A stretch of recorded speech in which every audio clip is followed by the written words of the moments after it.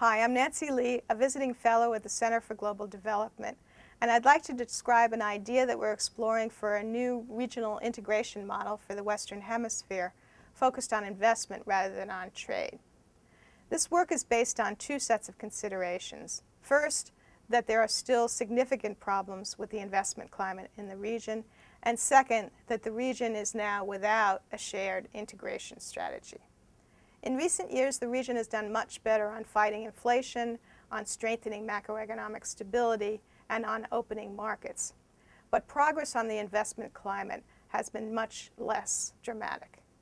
First, education and infrastructure systems are still weak. And second, the microeconomic environment for investment, the tax environment, the regulatory environment, the legal environment, is still exceptionally burdensome. The second consideration is the collapse in support for hemispheric free trade, which has left the region without a shared integration strategy. And yet we know from the experience of Europe and East Asia that integration matters a lot for growth, for investment, and for income convergence. So these two things together, the problems with the investment climate and the lack of a shared strategy, suggest to us that a cooperative effort to address the investment climate problems would be very beneficial for the regions. What we propose is a regional investment agreement in the form of a collective effort to set standards for reducing specific barriers to investment, both domestic investment and foreign investment.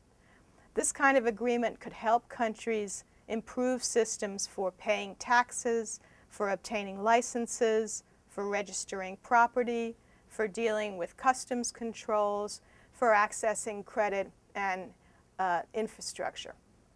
The basic idea is for countries to get together, to choose a set of investment indicators that are important, and to set standards based on international norms that all countries in the region would then conform to. This work is made possible by new advances in the measurement of investment climate indicators.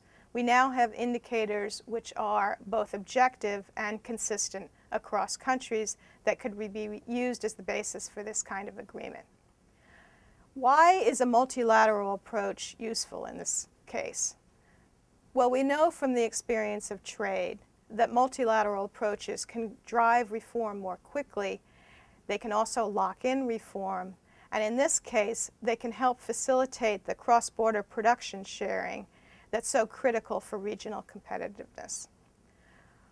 We expected that this kind of agreement would boost growth in the region very significantly, but it's also likely to help raise the incomes of the poor, because it's likely to help small businesses that are now trapped in the informal sector move into the much more productive formal sector.